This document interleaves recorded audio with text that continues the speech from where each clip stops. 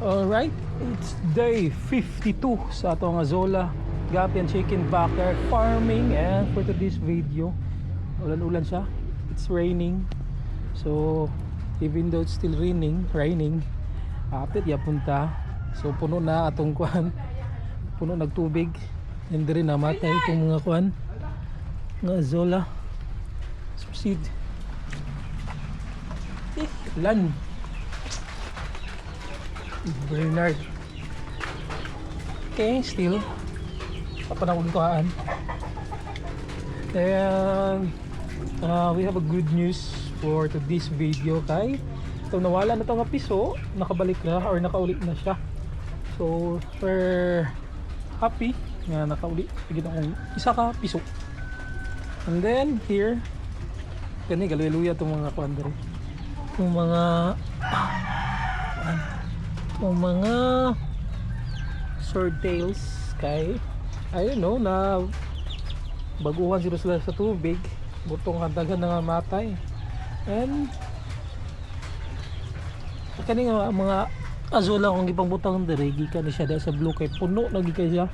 So akong gibutang diri para mas mudaghan mo dagan na po dito para paanan nako bali na po dayon giri.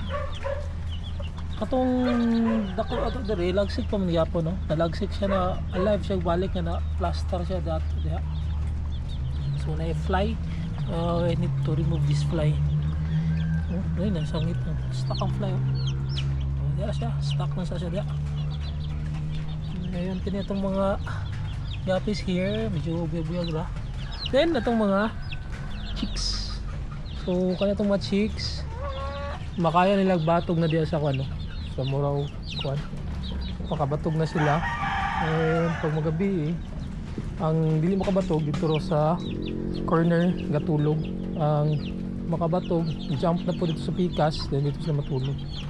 So nara tong mga laki buyag.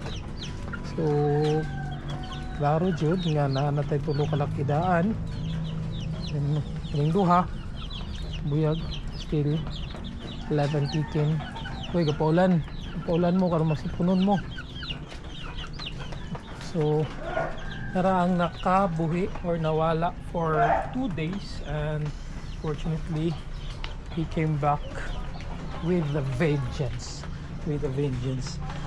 Dari itong mga chops kikuha na ko itong mga duckweed and then I replace it with Azola. Also here, so ang Azola akong gi-replace sa mga duckweed na itong butang. But ang atong mga fish here are still alive. See? So biyag. And here, nagpaulan sila. So sila kabalo. Ano nga? Puno na po kayo. Gikuhaan ako. And then, karon puno na po siya. And so here, yung mga gapi ang pura mga kubiyag. So here mga panda sige ni kulan puno gina siya ito rin pa silong mo kaya magluya mo bago lang na po nagbahog kaya they're hungry na then ipalitan og tambal here nara tambal para doon magluya itong mga chicks. Ang katong nagluya nara so kani is kuha na siya ano na siya ay I think na siya ay foods I think medicine or tambal. So diri sa ato ang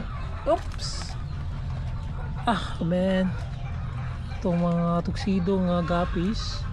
So I isolate one pregnant tuxedo fish female okay, para mag release na siya og fly kay if butang na to or if we are not going to separate her, the male is keep on chasing her. So mas stress siya kay gina chase man siya, ginalakag-lakag man. So dapat isipan dito siya. So sa atong one tuxedo, and then here ito mga piso. Kanawayan nga ba yung buyan na mother of all nations, ay mother mga mama ni mama siya ni buyog pero kato bisay kanawayan mana nakyapon siya ato and dire ang atong mga ay naku buyag. So I do hope na keep mo healthy pagad ni sila kay ang limbay na to kahit lugon na but wala tayong breeder nga sakto apo ang laki hopefully mo na siya kani siya nga piso is anak niya possibly kay kanawayan mo siya kanawayan ba to kay kadumlong-dugam sa glumlom ano duha but kanila ang nagdala kanawayan nga laki.